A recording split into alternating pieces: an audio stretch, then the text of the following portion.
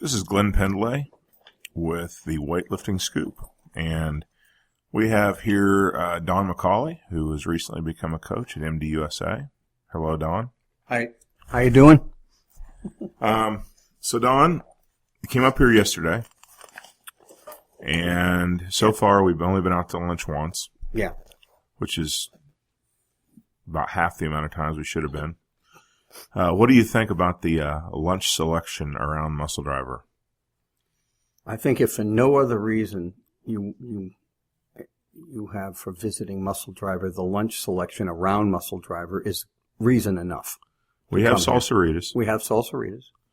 We've got Starbucks if you just want to get some expensive coffee.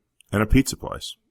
And, we got a pizza place. You haven't been there, have you? No, we got Smoothie King. King right down I think Fuel Pizza is Fuel. That's where I should go. The main attraction. That's some damn good pizza. That's going to be it. And you can immediately come back and take a nap right after that. That's good. Yeah, they have good pizza sauce. That's really their claim to fame. The rest of the pizzas, it's pizza. What are you going to do? Cheese, crust, meat, whatever. But their sauce is awesome. Well, that's a rarity down here in the South. Good pizza sauce? Terribly rare. Is it really? Well, I'm from Rhode Island. We know pizza sauce. We taught the New Yorkers how to do pizza. You claim. Well, we were here first. Well, that's why we claim it. Okay, well, anyway, I'll let that go relatively unchallenged. Okay. But I'm going to be in New York next month, so I'll tell a few New Yorkers. See, they're calling right now, as a matter of fact. They're calling right now. I'll tell a few. I'll ask them about that. Yeah, well. But anyway, the lunch selection is good. You got your employee handbook today. I did. Exciting read. Great read. Good. Yeah. I haven't picked it up at all. Glad it's entertaining. Had my picture taken, too. Yeah. That's going to be good. Almost goes without saying. Yeah. A lot of picture taken around here. That's really our claim to fame. Nothing else. Got a lot of. You're going to get your picture taken plenty of times. So, what do you think so far? Oh, well, great job, great place. It's the type of place that we should have a lot more of. If I'm going to be serious, of course, I'll be bringing in a few new things with me. I'm thinking. I'm going between the Total Gym and Bowflex. I haven't quite decided, but I want to introduce a couple of those things. Well, there's a lot of room down in the training. Yeah, room. I think so. We could have one of each probably. That might be good. And as I understand it, you are going to be doing some recruiting trips, maybe. It's a possibility. I think that I mentioned that's something that I always thought you guys could do in a more economic use of time. I know we have these the tryout meets up here, and it might be it might be something to have somebody go around to someplace, and rather than have that kid trying to get up here and at a certain time of the year, and maybe see. I can see the utility of going to a few different places and holding a one day. I don't know, a meet or tryout or just chance I wouldn't even. lift. I always thought too that it wouldn't even have to be something like that. I mean, if you sent somebody out to the PAC championships or something like that, you could see a bunch of people. Yeah. Something like that. You could get a handle on how some of these, especially the younger guys. Well, I used to think that would not be that great because we're not going to get a lot of people from, say, California. No. But look, Morgan came here from Washington, and she's kicking ass so far. So. And Washington is at least 20 hours away by flight. That's how many hours I felt I was on the plane. I was just out there. Just felt like I was never getting off the plane. Well. Unbelievable. I don't know if your experience is totally applicable to people at large. Maybe not. But yeah, it's a ways out there. There's no doubt. Last time we did a podcast, we kind of mentioned that we were looking for new lifters. We've already gotten a few inquiries. Some very quality people have, emailed me and inquired about it, and in the process of, trying to take care of that and see if it's going to work out for anybody. But there's no doubt that we are definitely looking for some more lifters. So hopefully we'll get that done in the next couple months. What did you think of how everyone looked in the last 2 practices? No, I thought people looked pretty good. I thought people who had been to the Worlds looked like they had gotten their legs back under them, a little fresher. People that hadn't gone to the Worlds looked pretty good. Today, matter of fact, today I know I told 2 or 3 people that I thought they looked quick. Tom Soroka, I thought looks like he's opening up and moving pretty well. Pretty good. Pretty good. Not bad. I think James right now is probably lifting as well as he ever has. James is doing some stuff right now. Yeah, looks good. So I don't know what else to say about that. What are your? So you're going out and looking for an apartment today, or a house or something? I got to find something. Pretty quick. Get settled. We do have a couch in your office. That might be enough. You're not a tall guy. Not a real tall. I don't take up a lot of room now. That would. I've taken a nap or 2 in there. Is there myself. a TV? Is there a TV? There is a TV. Hell. It's a flat screen. Shit. It's my flat screen. I might let you pay rent on it or something.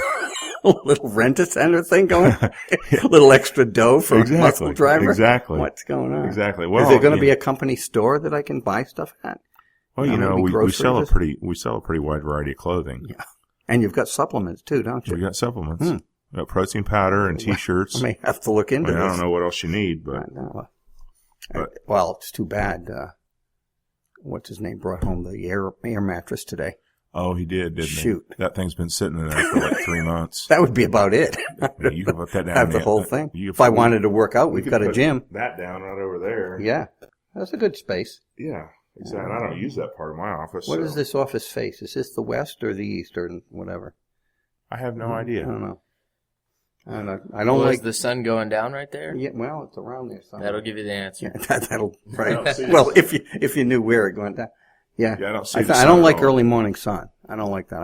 I would actually rather that office downstairs in the dungeon would be better for me. It would be dark down there. It would be very dark. It'd be good. Yeah.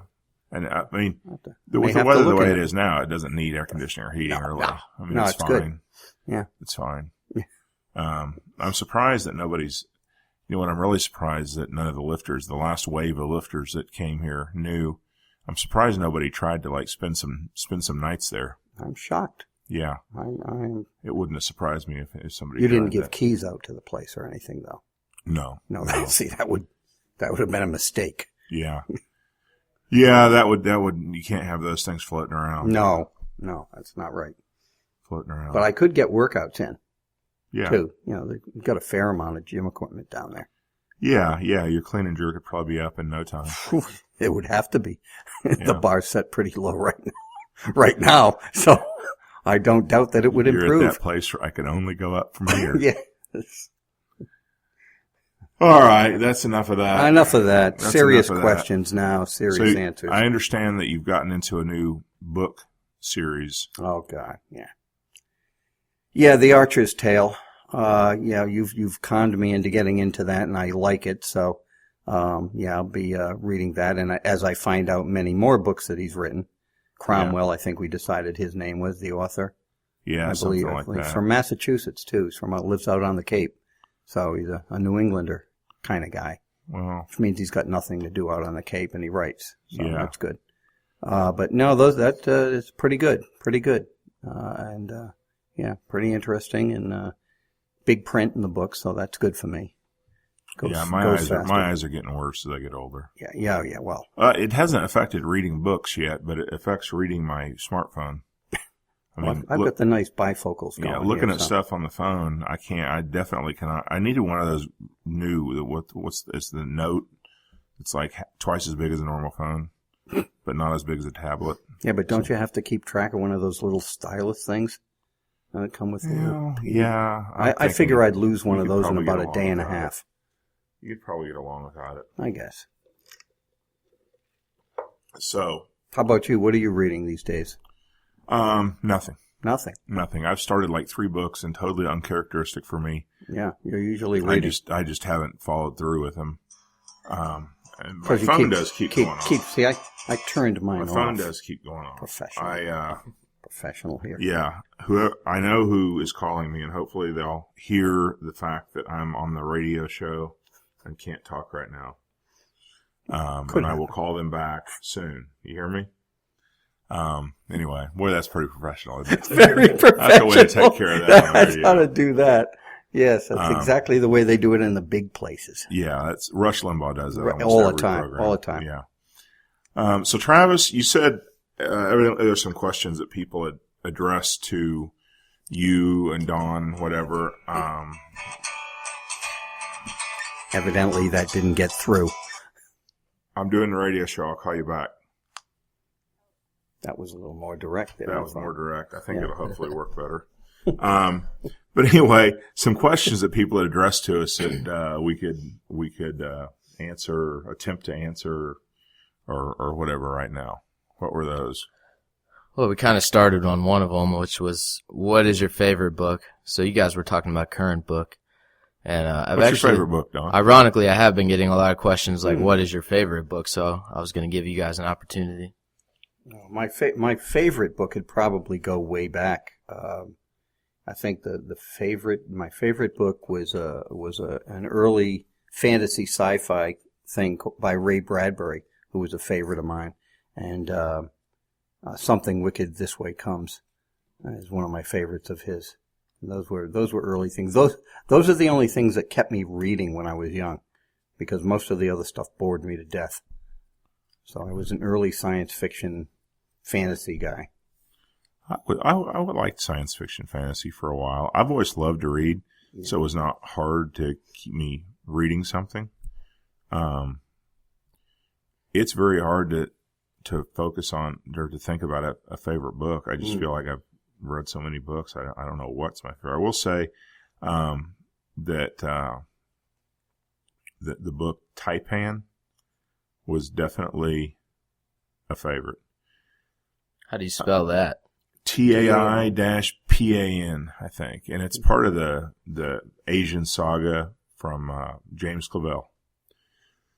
And it's the same series that had Shogun, which I think was a miniseries 40 years ago or something. He wrote Shogun in time. He didn't write them in the same order that they came out, that they were set in. I mean, I think he wrote Taipan before he wrote Shogun, yet Shogun is set about 150, 200 years earlier. But I think in chronological order, as far as the time they were set, it was like Shogun, Taipan, Gaijin, Noble House, Whirlwind. Oh, and then King Rat was in there right before Noble House. But it was 6 books total, and they're all great. I think he's an absolute great writer. And as far as like a series that's like my favorite, most enjoyable, that would probably be it. There's other books that I really liked, and I'm sure that there's a couple that you could name that if you named them and I remembered it, I'd say, oh no, that was my favorite. But those are good books, and the thing is, there's 6 books and they're very long books, and so to read all of them is going to take you a while. It's going to occupy a few months, definitely. What's your favorite book, Travis? Well, my favorite book that I've read currently that I think is applicable to life is The Paradox of Choice by Barry Schwartz. Basically, the idea of it is to understand how having too many choices creates stress in your life, and how to deal with that. And so, I like that one. I've recommended it to a couple people. Cool, very cool. We also had a weightlifting question too. So I like Dune. Dune.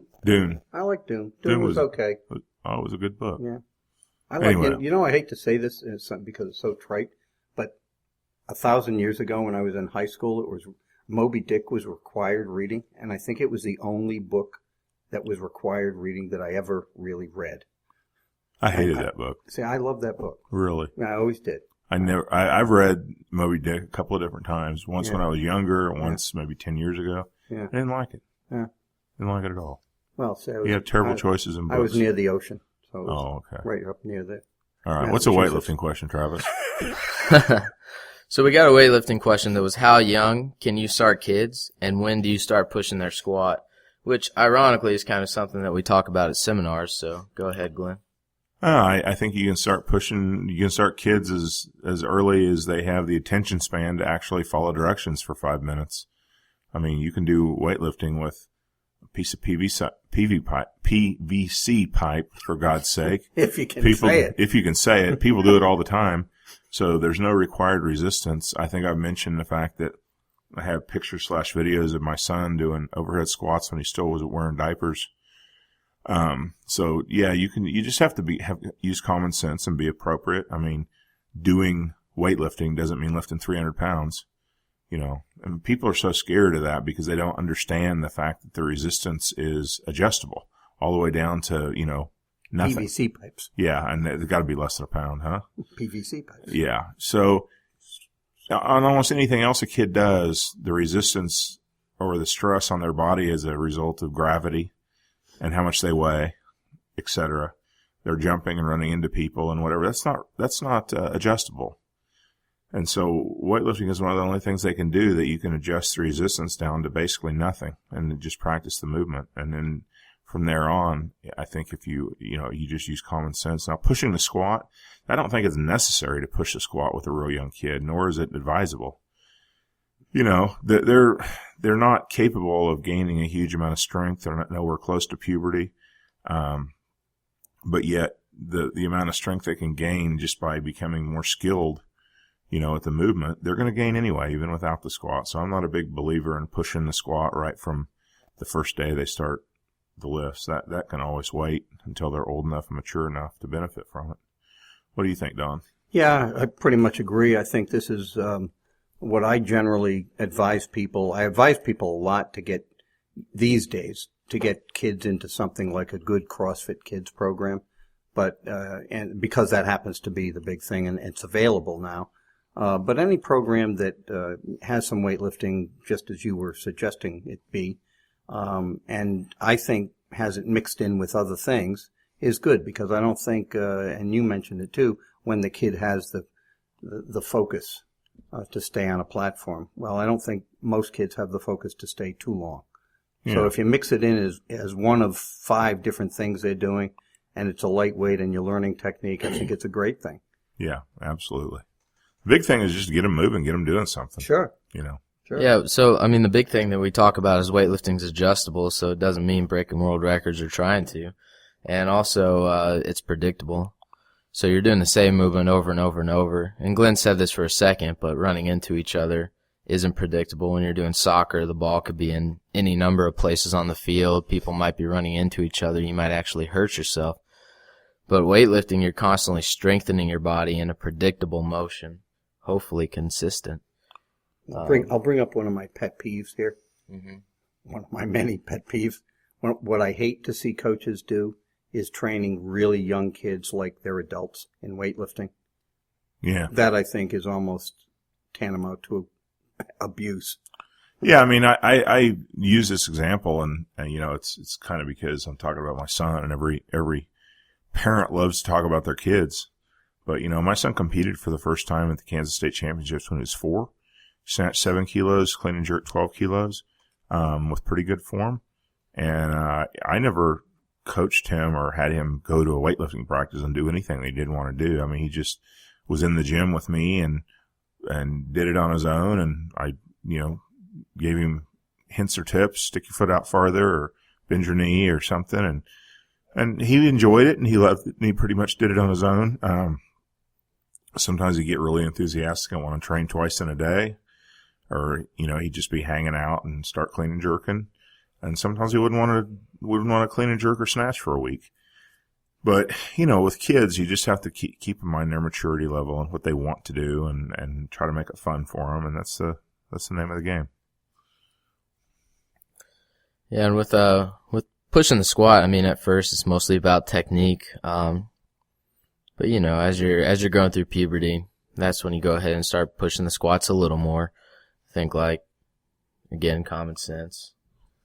Yeah, and the knowledge that just snatching and clean and jerking and doing minimal types of squatting or anything else, they're going to get significantly stronger just because they're young kids. And any type of untrained person is going to gain strength through relatively low intensity training. And something that goes along with this, me and Tom actually had a seminar, or Tom and I had a seminar. You can say me and Tom. Come on now, we're in South Carolina. Okay with us. I was just kidding. Somebody corrected me the other day saying something, but it was CrossFit Outer Banks. It was a lot of fun, and we had a 10-year-old girl come to our seminar, and I actually thought her mom was the one that was over next to her. But you know what? This 10-year-old girl asked to come to our seminar, and her mom was sitting in the corner, had brought her and was sitting in the corner just kind of hanging out till the seminar was over. I thought that was crazy. Yeah. I guess it's a little girl. She loves CrossFit. She's getting into weightlifting. And well, that's what I was going to ask. Was she a CrossFitter? Yeah. Yeah. She competes at, I guess they have, little kids CrossFit out there. Competitions for really young kids, under 12. And I guess she's, pretty good, very competitive with that. But she chooses to do it. So she's a little more advanced in the fact that she's chosen to do this at 10 years old. I thought it was awesome. We took a picture with her because we've never had anyone under 20 come to one of our seminars, honestly. So. Oh, come on. There's been someone under 20. Maybe a couple 17, 18-year-olds, but never. Yeah, no, never anyone that young. 10. I mean, never anyone that I remember being under 20, to be honest. So. When we can start filling seminars up with 10-year-olds, then we know something's going on. Yeah. Yeah. We know that. And we found our gene pool. The 2024 Olympics, we're going to dominate. Big time. Yeah, definitely. But that's important to say, too, and that the kid chose to come to a seminar. Oh, yeah, her mom definitely didn't make her do it, and that's the main thing. It has to be fun. I mean, this girl had a blast. It was crazy to see, really, unexpected. The whole time I was under the impression that her mom had made her come to the seminar, and she was the lady who was working with her the whole time. But she was just kind of watching over her because the 10-year-old girl is just a regular member at their CrossFit gym. It's awesome that CrossFit can make it so fun that you have even one 10-year-old girl that's just into it on her own. And I think from what they told me, her mom doesn't do CrossFit at all, and the girl decided she wanted to do it, and her mom brings her, That's just crazy. And we'll quickly take a side trip here into why CrossFit is so good for our sport. Yeah. Because we're going to have more and more of this happening, and we like that. That's fantastic. I mean, my son's 12 now, and I mean, his attentions have been all over the place. I mean, he's in martial arts stuff and wrestling and boxing, and of course, weightlifting kind of throughout. But yeah, I certainly don't think he would be begging his mother to bring him to CrossFit if she wasn't doing it or if I wasn't doing it. There's no doubt. So the fact that they can get people involved like that, that's just awesome. Yeah. Well, I guess so there's been a lot of negativity about weightlifting in the U.S., and I guess some people are getting rubbed the wrong way about weightlifters complaining and not doing anything about it, or making excuses about people in Europe having it better, or this and that. And so one of the arguments is that there's not enough lifters, and at least one step that I see is the American Open has 453 entries. I mean, that's a record amount of people signing up for the American Open. Yeah. I mean, that might mean one thing, that the qualifying totals are too low, but I think it's good to have this many people. It's going to be kind of a crazy meet because of that, but 453, that's a lot. Yeah, I mean, the American Open has been under 200 people forever, I think. Yeah. I remember a meet Marty Schnorf put on Junior Nationals, I don't know how many, 7, 8, 10 years ago, something like that. And it had 350 some lifters, and it was overwhelming. It was absolutely overwhelming. Yeah. They have D sessions this year. Yeah, that's getting crazy. That's just crazy. But again, that shows the influence of CrossFit. Oh yeah, and the low totals to some extent, but still, if the CrossFitters they didn't lower the there, totals. Well, I think the totals need to go up. Need to go up. They've been low for a little while, But Yeah. that, again, it shows, the totals have been where they've been for a little while. Now CrossFit is, they're showing more interest, Sure. and my God. Sure, it's made a huge change. It's definitely made a huge change. There's no doubt. I mean, they're asking for volunteers online, and I think that's awesome. Like, if you're out there and you can volunteer, please do, because that's the way that we grow the sport, is by sticking together. Yeah, it's funny. It seems like there's been a definite kind of dichotomy between people that are real welcoming to the newer numbers, the newer this, the newer that. And there are some people in weightlifting, and I think they should all be shot. But there are some people in weightlifting that Shot's a little too good. It's quick. Well, it gets the job done. Well, yeah. But there are people in weightlifting that are a minority, a small minority, I think. But there are some people that this is really upsetting their apple cart, Well, it's nice to be a big fish in a small pond. Yeah, I And guess some people don't like the fact that it's also nice to have everything the same and, nothing new and nothing whatever. And not that I've ever complained about that myself. No, not you, No, Don. I wouldn't. Not at all. But I mean, I guess it is changing a lot, changing things a lot.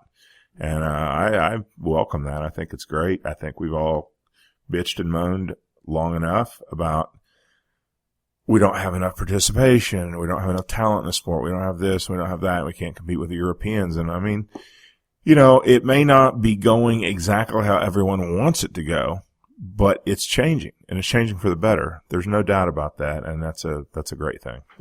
Exactly. I think I was just we were talking about it earlier. I did a seminar this past weekend up in New Hampshire at CrossFit Free.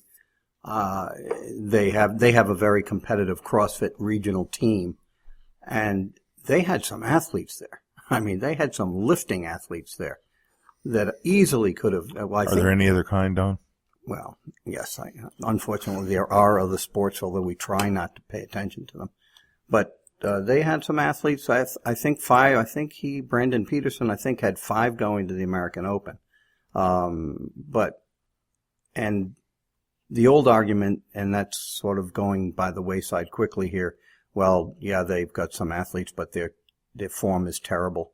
No, their form isn't terrible. And these kids they're getting ahead. They keep moving, and they keep asking questions, which is how you get ahead anyway. And yeah, that's going to be a big thing in the next 8 years or so. CrossFit's influence in this sport, and anybody that doesn't want it might as well just get off the tracks, because that train's going to run over you. Or maybe just stay on the tracks and have the train run over you. Might be a way to go. Yeah, that is. No, I think we've got the first CrossFitter that's actually made the world team. In Morgan. Yeah. She was a CrossFitter until not too awful long ago, when she switched from CrossFit to weightlifting. Of course, she'd done the lifts in CrossFit. That's where she learned them, but switched to being a full-time competitive weightlifter. That's only one person, but there'll undoubtedly be more, especially on the women's side. So if you don't like CrossFit, then you're not going to have a good time for the next 10 years in weightlifting. No, I would say not. What was the other question, Travis? Well, just aside from that, the point is that a lot of people are focusing on the negative part of it, but, I guess kind of the point of our team is to focus on the positive part of it and show how, a small thing can make a big difference, I guess. Yeah. Well, I think I'll tell you. I just wrote a short article about this for a magazine that's coming out sometime. And basically, and I've talked about it before, I think weightlifting has long suffered because it wasn't really a professional sport.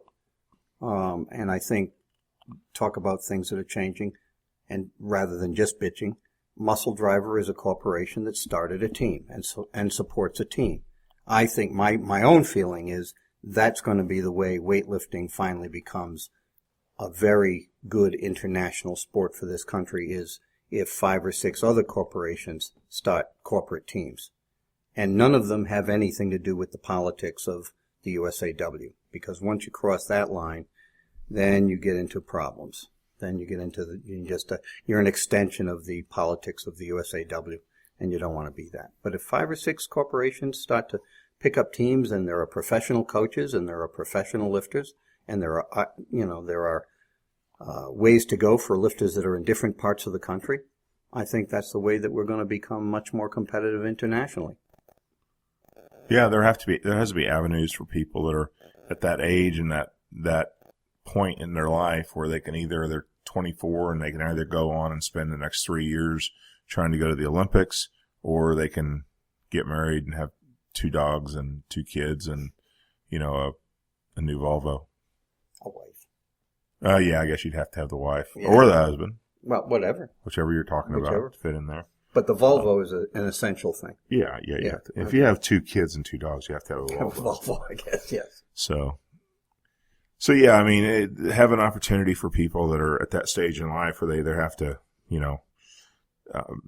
be partially supported or figure out a way to support themselves while continuing the sport, or go get a job and start a family, one or the other. So if a kid gets into the sport and they're like 12 years old, from about 12 to 18, I mean, they're supported by their parents, and their parents are going to support them in the sport if it's what they want to do. It's kind of the culture of America. Would you guys agree with that? Yeah, pretty much. Yeah. But then that age when you go to college, or, some people, their parents support them through college, kind of the culture of America, but either between the ages of 18 and 22, that's when people kind of get into their big decision making. Those are the years in which you have to adjust an athlete's decision to keep doing weightlifting. Yeah, and we're not going to get, we're not going to be good internationally until our talented lifters can stick with the sport past the ages of, 18, 20, 21, whatever. We're just going to lose people, and we have historically lost people around that time, that were talented and could have really done something in the sport. And I think we're getting there. I mean, it's better now than it was 10 years ago. That's for damn sure. We are continuing to make progress in that respect. Well, I guess there was a debate the other day, and it's like, should we support, up and coming lifters or the top lifters? And my response was, there's those two ages, 18 and 22.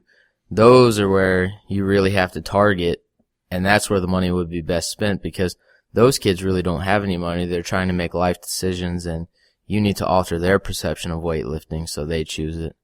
I think that's where you get majority. Well, I would agree with that. You're still having, when you're dealing with teenagers, you're still in the attrition phase. Let's face it, not everybody's going to absolutely fall in love with the sport of Olympic weightlifting for life. And there are going to be talented juniors and talented 15-year-olds and whatever that are going to say, you know what, this isn't for me. I did the sport for 3 years or 5 years or 2 years or 1. But I'm not having fun and I want to do something else.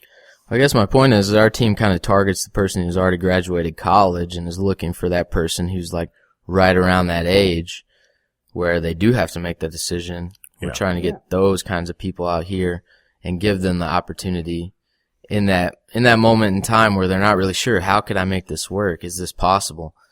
That's where we're trying to target and get people to keep training till their late 20s so that they can actually see what they can do.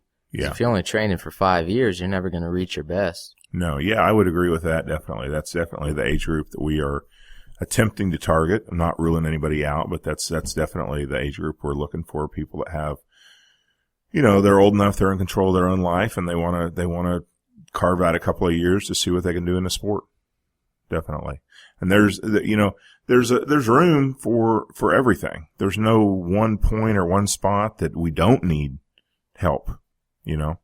But that's where we're going for mostly, and I think that's the most underappreciated part of the sport. That's the people that aren't getting the money and the support and things that they really need. I just said weightlifting wasn't as popular when I first got started with it, or when, I don't know, kids like Caleb who happened to come into your gym, or like Jared Fleming started, some of those kids who started younger. Weightlifting wasn't as popular, but we fell in love with it and we stuck with it, and our parents supported us. And if more people had known about weightlifting, and I think, CrossFit and those types of avenues that are getting parents to know more about weightlifting are going to naturally interest more kids. They're going to hear about it now. I just randomly ran into a weightlifting coach, CJ Stockwell, and if I hadn't ran into him, I would have never known the sport existed. Just totally at random.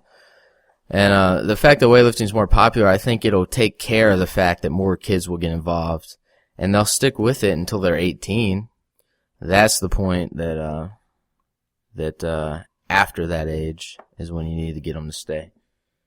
But yeah, and it's not only the kids either. I mean, that's of course the most important thing, but because of the greater popularity of weightlifting, and you've got to say it's due to CrossFit, coaches that basically were, and that's one of the major problems. Most of the coaches in this country, 97.5% of the coaches in this country, are amateur coaches, and they've got jobs and families, and they coach when they can, and they try to they try not to go too far in debt to weightlifting to keep coaching it.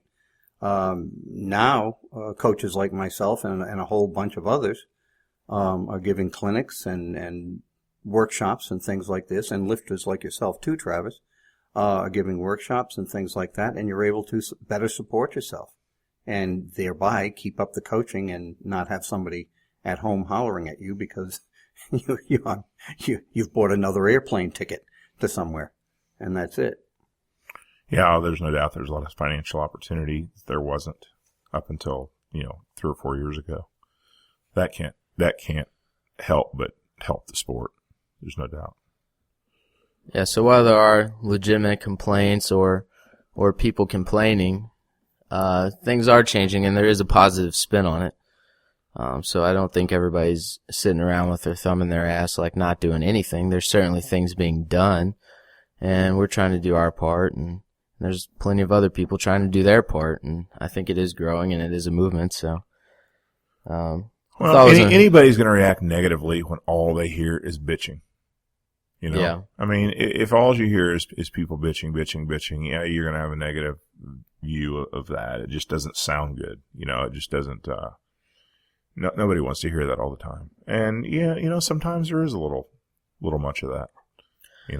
I mean, even if nobody on our team truly reaches their main goals, to make the Olympics, and obviously that's what we're shooting for, but then the next generation will see that we kind of went out there, stepped out on a limb, tried to reach our goals, and left it on the platform. Even if we don't, we gave it what we had, and that'll show other people that they can do the same thing. And so people will continue to kind of grow on that idea. Yeah, you don't go from 20th place in the D session to a world champion in one step. I mean, it's got to be a process of raising standards gradually through time, and the first group of lifters that get A session in the worlds are just as important as the first group that are competing for medals. I mean, that's, you just don't go from the bottom to the top in one step. And so I always think that setting goals incrementally, I mean, you look how we're doing now and how we've done in the last 10 years, and you say, I want to do a little better than that. I want to come out on top, compared to my peers. And if everybody continues to do that and we continue to get more talent in the sport, et cetera, I mean, we're going to improve.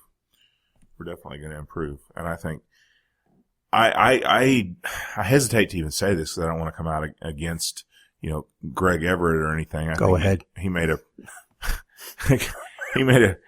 this what's that movie called? The weightlifting? American Weightlifting. American Weightlifting. That was called? I haven't watched it. I'm sure I will at some point, but I haven't watched it. But, a lot of what I've heard about it, and I do know one or two people that have watched it, it's basically a steady stream of people basically complaining about, weightlifting in the U.S.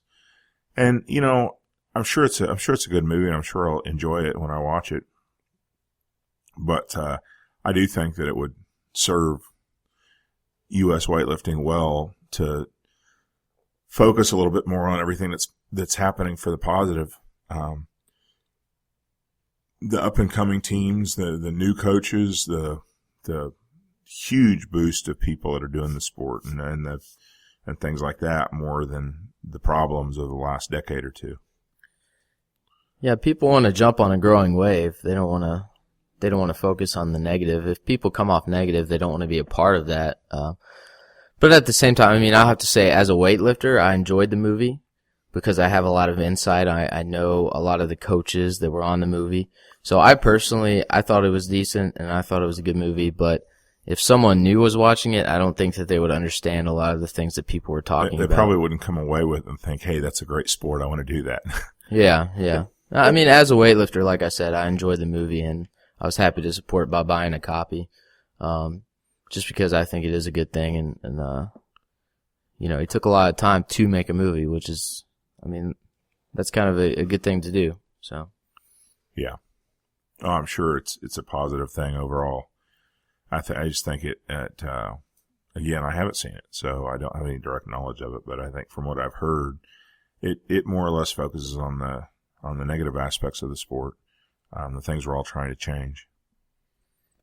Yeah, so maybe that's why a lot of people are making posts on your forum about how American weightlifters are constantly negative and making excuses.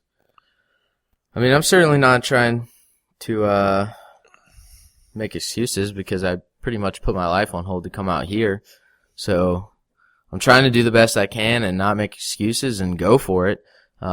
Whatever comes of that, but I'm certainly giving it all I got. So yeah, and there's a lot of people doing that, and that's what's going to push weightlifting forward in this country. Not worrying about the things that aren't perfect. I guarantee it's not perfect anywhere.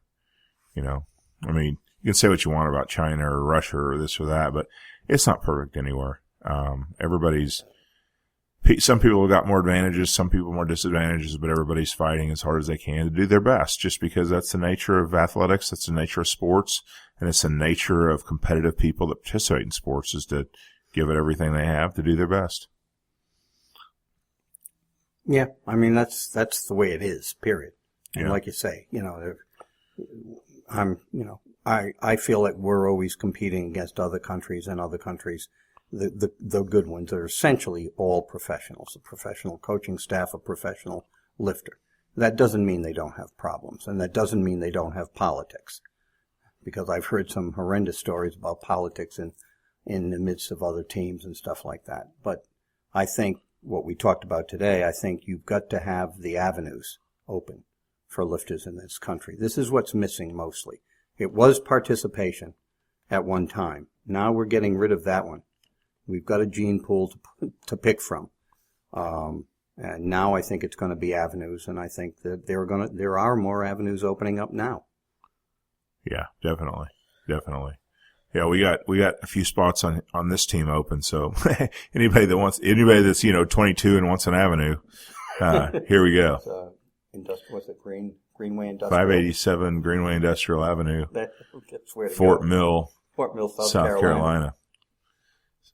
Yeah, and by me doing this, I mean, I have future aspirations in coaching, so hopefully some other athletes that get this opportunity want to go into coaching, and maybe by future athletes seeing me kind of step out on a limb and give it what I have, then they'll want to be a part of my team one day and continue to grow like that. Are you trying to steal people from Muscle Driver? Is this an open, rebellion here? I've suspected that for some time. He's right in your face with it, though. Jeez. And I'm glad I may have got here just in time. When I'm done lifting, of course. Oh, okay. But yeah. Yeah, I don't have any money for that. We're paying Travis, but not that good. Not that good. Oh, no. Well, you guys got anything else on your mind? I'm thinking about pizza. Wow. I mean, that burrito at Salsaritas was good, but I don't think it was the equal of pizza. That's something that's got to be mentioned, that if you do come and join Muscle Driver, you will be fed very well. Yeah. A lot of pork and a lot of stuff like that. A lot of barbecue. We're not going hungry. No. We're not going hungry. Well, when's the last time we got barbecue? You going to smoke some barbecue, bring it tomorrow? No, I'm not. No. I do. I am going to smoke a turkey and a ham for Thanksgiving, though. Oh yeah, nice. I'm not going to make turkey, ham, steak, and whatever, Cornish game hens and all that crap like I made last year. That was too much. So, yeah, that was just well, everybody's got to be on weight at the American Open. It's like the week after, so you can't go too crazy. Which is another topic for another time. Well, we'll cut back on the pies and all that stuff. I think the meat won't be too bad. Won't be too bad. So anyway, well, this was Don's, it wasn't his inaugural podcast, but as an employee, it's his first one here as an actual Muscle Driver USA employee. Part of the team, yeah. It's part of the team. He's officially part of the team. So, we wish him well. And we'll tweet us at WLiftingScoop and send us your questions at theweightliftingscoop@gmail.com.